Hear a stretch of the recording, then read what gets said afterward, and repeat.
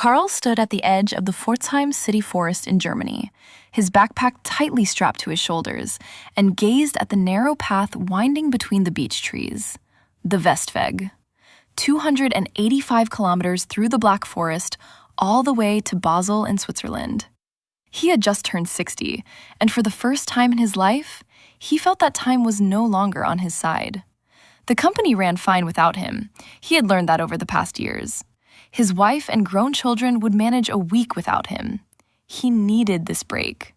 Nothing but footsteps, forest air, and silence. The first 2 days were tougher than he had expected. His muscles protested with every steeper climb, and in the evenings at the huts, he fell exhausted into bed, without the energy for more than a quick good evening to the other hikers. On the third afternoon, with the sun already low over the fir trees, he approached the hut near the Wilde Wiese. About 100 meters ahead, a woman was walking, slim, with a red backpack swaying steadily. She walked briskly, but not too fast. Karl picked up his pace, wanting to pass her, as he had done with a few other hikers before. Then he saw her profile, the slightly raised shoulder, the way she tilted her head when looking for a trail marker. He knew her. Annette? She turned around. For a moment, her face was blank. Then a smile spread, reaching her eyes. Karl? No way! They hugged briefly, almost shyly. Annette was more than 20 years younger than him. Almost 15 years ago, she had worked as an intern in his company. Back then, she was newly married, full of energy and with a faith she openly shared. They had gotten along well, but nothing more. A few deep conversations in the kitchen, one joint project. Then she left, and contact broke off. You on the Westweg? He asked, laughing. Looks like it, just like you. I've been walking for 2 days. And you? Only 2 days. I took a week off, from everything. They walked side by side. The rest of the way to the hut flew by. They talked about the last years, he about the growing company, she about her job at an advertising agency in Freiburg, Germany. The sun disappeared behind the firs as they reached the hut. Wooden benches, a small stove, simple rooms with bunk beds. They got 2 mattresses next to each other. In the evening, they sat together in the dining room. There was hearty goulash with dumplings and a glass of red wine each. The other hikers had gone to bed early. Only the 2 of them remained. You look good, Karl, Annette said, pushing her plate back a little. Calmer. You used to be so driven. He smiled. Turning 60 makes you humble. I realized I don't have to carry everything at once anymore. The company runs, the kids are grown. I just wanted to walk, that's all. She nodded. Her fingers played with the stem of the wine glass. Me too, just walking. Away from everything. Their eyes met a moment too long. Karl felt it. The old familiarity was immediately there. They liked each other. Still. Maybe even more than before. But he was married and she, well, he didn't know exactly. And the age difference wasn't just a number. It was a reality. They kept their distance, naturally, as if they had silently agreed. Do you remember that project back then? She asked softly. The sustainability report. You listened to me as if I were the expert. Because you were.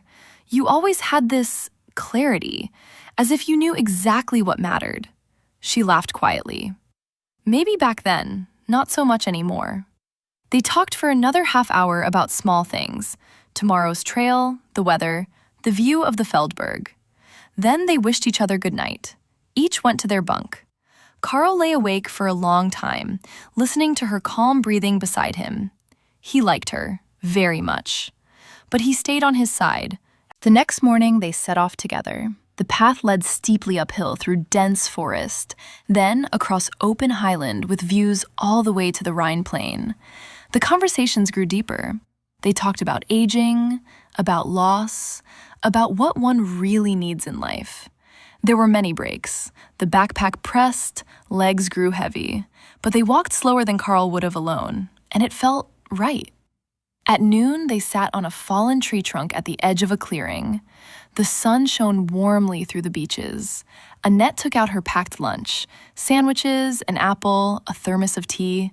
Karl had something similar. They ate in silence, sharing the last sip of tea. Karl had felt it all morning. Something was weighing on her. She laughed when she laughed, but there was a shadow behind it. As they shouldered their backpacks again, she stopped. "Karl, can I confide something in you?" "Of course, always." They sat down again. Annette stared at her hands. "I was married until 2 years ago. One day, my husband suddenly said he wanted to move out from our shared house. The tenant upstairs had just left, and he said he needed the space for himself. At first, I didn't understand what was happening. We had everything: the apartment, the life, the routine. Then I found out. He had a girlfriend. For a while already, maybe a year. He always came home later, around 9, saying work was busy. When he was home, he was so tired there was no room for anything else. Not even for us. The married life had been over for a long time." Her voice grew quieter. "The divorce went quickly. I was disappointed, empty. I didn't want to be alone, so I looked for someone. There were a few, none really fit. Then came a guy with a camper van. We drove through Europe, through Scandinavia, even to Portugal. It was beautiful, free. But 3 months ago, that ended too. He wanted to settle down again, just without me. And now, here I am. Time out, Black Forest, just walking." Karl listened. He said nothing until she was finished. Then he asked gently, "Tell me, how is it with your faith in Jesus? You once, when you were still married, gave your life to Jesus. That was the case, right?" Annette nodded slowly. "Yes, that was a phase in my life. I meant it seriously. Every Sunday at church, prayers, reading the Bible. But then life happened. The separation, the men. I thought Jesus didn't want me anymore. I had ruined it myself. With all those attempts to find someone, I drifted away from him." She continued, haltingly but honestly. The guilt, the loneliness, the question whether God could still want someone like her. Karl waited until she was done. Then, while they continued walking, slowly, step by step through the forest, he spoke. "Annette, Jesus doesn't drop you. He even goes so far, as the Bible says, to leave the 99 sheep in the stall and search for the one that is lost.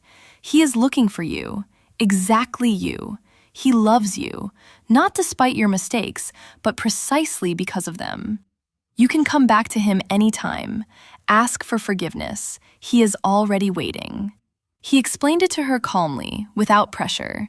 He spoke of the love that never ends, of grace that is greater than any mistake. Annette listened. Tears ran down her cheeks, but she didn't wipe them away.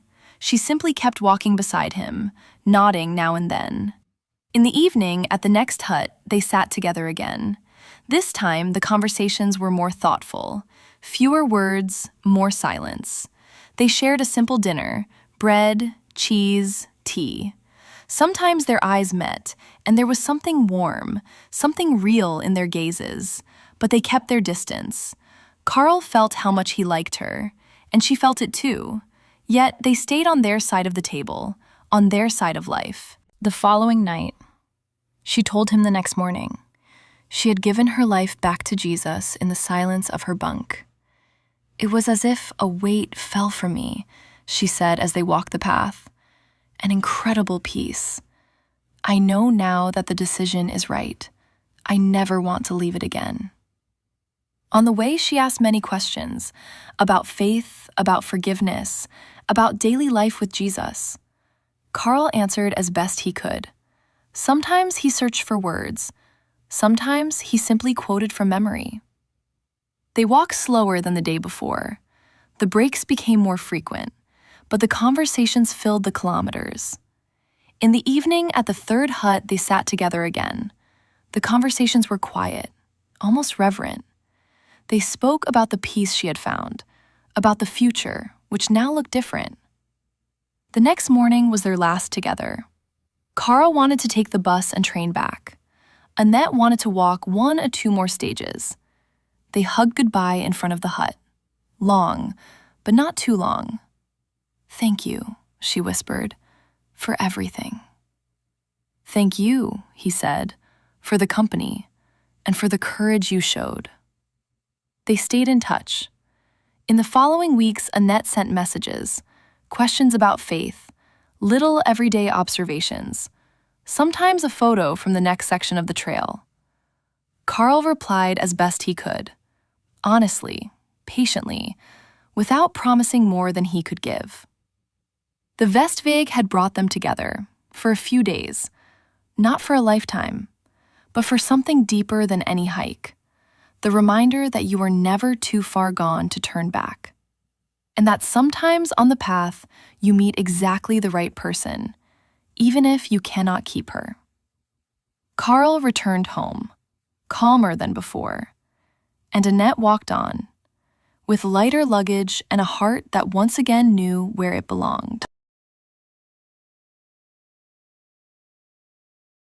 Thank you from the bottom of my heart for watching this story with me until the end. In a world that often feels cold and noisy, stories like this, profound, heartfelt, and full of faith, are so important. If you'd like more of these, please subscribe and turn on the notification bell so you never miss a new one. Let me know in the comments how this story touched you. I really read every single comment. May God bless you with a wonderful day. See you soon.